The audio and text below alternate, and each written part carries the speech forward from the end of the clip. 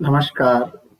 BA part प्रथम का द्वितीय प्रश्न पत्र भारतीय समाज, जिसमें आज हम बात करने जा रहे हैं सामाजिक नियोजित परिवर्तन की प्रमुख योजनाओं के फलस्वरूप विभिन्न क्षेत्रों में होने वाले परिवर्तन की। इसे प्रस्तुत करता है श्री मूलचंद, सहायक आचार्य समाजशास्त्र, श्री प्रताप सिंह बारहट, राजकीय महाविद्यालय शाहपुरा, जिला भीलवाड़ा। यह मेरा परिचय है। भारत में नियोजित परिवर्तन हेतु पिछले 200 वर्षों से यह कार्य चल रहे हैं। स्वतंत्रता प्राप्ति के बाद केंद्र एवं राज्य सरकारों ने भी इस ओर विशेष प्रयत्न किए हैं। फिर भी योजनाओं के प्रभावी क्रियान्वयन से काफी लोगों को फायदा पहुंचा है।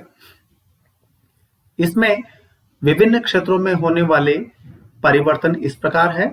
कृषि का विकास हुआ है। औद्योगिकरण और नगरीकरण की प्रक्रिया भी तेज गति से बढ़ी है। लोगों की प्रति व्यक्ति आय में भी काफी इजाफा हुआ है। साथ ही लोगों का रहन सहन का स्तर काफी ऊंचा हुआ है। जैसा कि स्पष्ट है कि भारत सरकार और राज्य सरकार के द्वारा समय समय पर कई योजनाएं प्रारंभ की गई। उन योजनाओं के सफल क्रियान्वयन हेतु गांवों में किसानों को भी राहत पहुंचाई है। यहां तक कि कृषि के क्षेत्र में आमूलचूल परिवर्तन हुआ है। जो परंपरागत रूप से कृषि होती थी, अब वह आधुनिक रूप से कृषि होने लगी है। इससे व्यक्ति के आय में भी वृद्धि हुई है और यही कारण है कि किसानों के रहन सहन और जीवन स्तर में भी काफी बदलाव हुआ है। दूसरी क्षेत्र की यदि हम बात करें तो इसमें शिक्षा का प्रचार प्रसार में काफी बढ़ोतरी हुई है।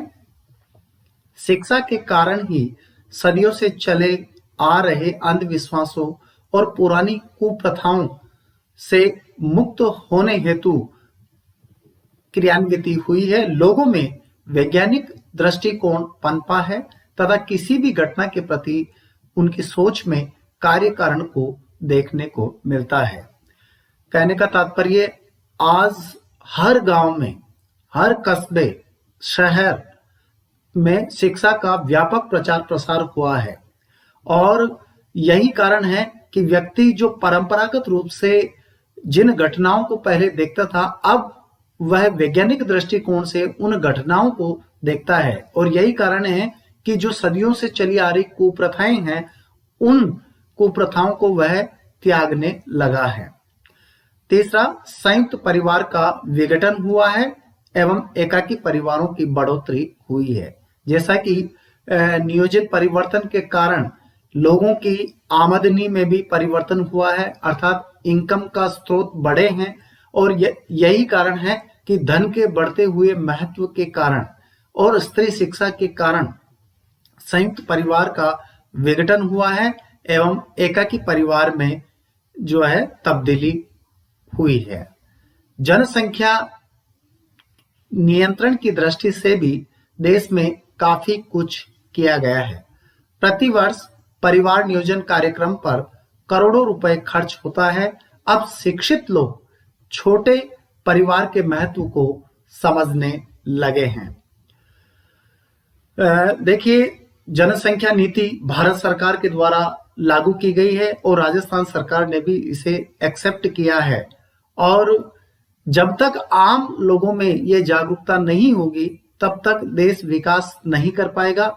इसलिए कोई भी योजना की क्रियान्वित होती है तो उसमें जन सहभागिता आवश्यक है और यही कारण है कि सरकार के द्वारा समय समय पर परिवार नियोजन का कार्यक्रम चलाया गया और काफी समय तक जो है इसमें सफलता भी मिली है।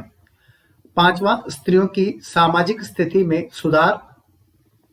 आज आर्थिक दृष्टि से बहुत सी स्त्रियां स्वतंत्र रूप से मजबूत हुई हैं तथा रोजगार की दृष्टि से भी महिलाएं कार्य करने लगी हैं।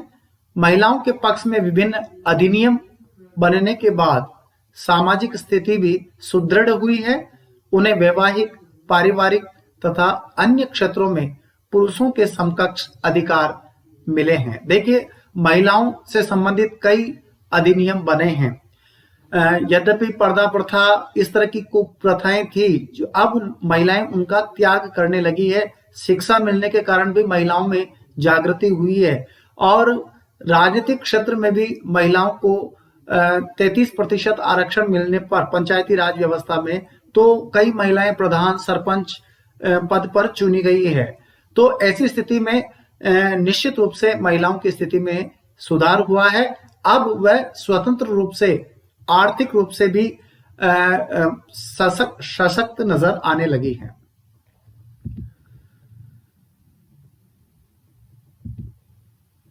विवाह के क्षेत्र में परिवर्तन, छठा बिंदु है विशेष विवाह अधिनियम 1954, हिंदू विवाह अधिनियम 1955, हिंदू उत्तराधिकार अधिनियम 1956 तथा दहेज निरोधक अधिनियम 1961 ने वैवाहिक रूप में परिवर्तन देखने को मिला है। अब लोग विधवा पुनर्विवाह को अनुचित नहीं मानते हैं। स्त्री पुरुष को विवाह विच्छेद का समान अधिकार प्रदान कर दिया गया है। इसके साथ ही अंतर जातीय विवाह भी अब होने लगे हैं।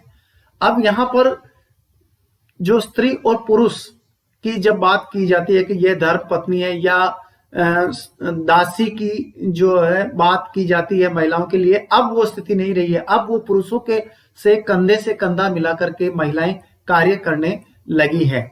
अब वैवाहिक रूप में उसको उतना ही अधिकार है जितना कि पुरुष को। इसलिए विवाह विच्छेद इस संबंध में महिलाओं के लिए काफी जो है सशक्त है।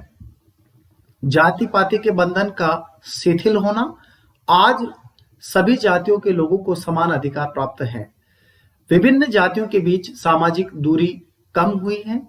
बहुत से लोग जाति पाति की चिंता किए बिना एक साथ उठते बैठते हैं, खाते पीते हैं और साथ साथ काम करते हैं। बड़े बड़े मिल, फैक्ट्री के अंदर कई जातियों के लोग एक साथ कार्य करते हैं और खाना भी एक साथ बैठ करके खाते हैं। वर्तमान में धन का महत्व बढ़ने से जाति के स्थान पर वर्ग व्यवस्था नजर आने लगी है। यद्यपि गांवों में आज भी जाति व्यवस्था कायम है, आज भी सदियों पुरानी प्रथाएं, परंपराएं प्रचलन में है, लेकिन महानगरों में जो है क्लास सिस्टम देखने को मिलता है।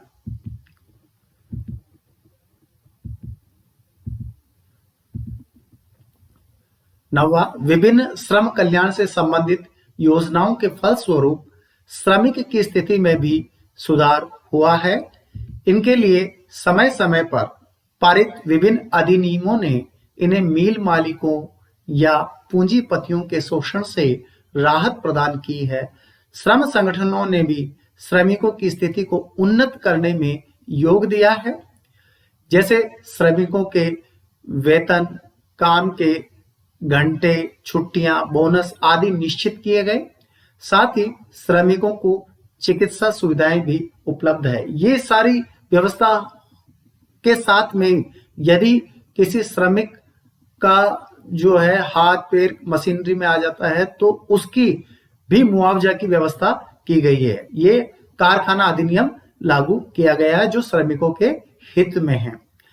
नियोजित सामाजिक परिवर्तन से संबंधित विभिन्न कार्यक्रमों ने व्यक्ति की योग्यता, गुणों, शिक्षा, प्रशिक्षण आदि के महत्व को बढ़ाकर प्रदत्त परिस्थिति के बजाय अर्जित परिस्थिति के महत्व को बढ़ाने में सहयोग दिया है।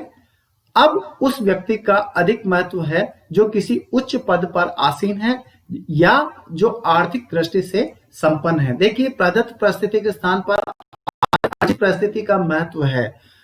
व्यक्ति की गुण, कर्म एवं योग्यता को महत्व दिया जाने लगा है। आज व्यक्ति किस पद पर है पहले यह देखा जाता है, यानी कि वह पद अर्जित किया हुआ है वो महत्व रखा जाता है। इसका तात्पर्य यह हुआ कि वर्तमान में धन का महत्व बढ़ा है और यही कारण है धन के महत्व बढ़ने के कारण आमूलचूल सामाजिक संरचना में परिवर्तन देखने को मिला है।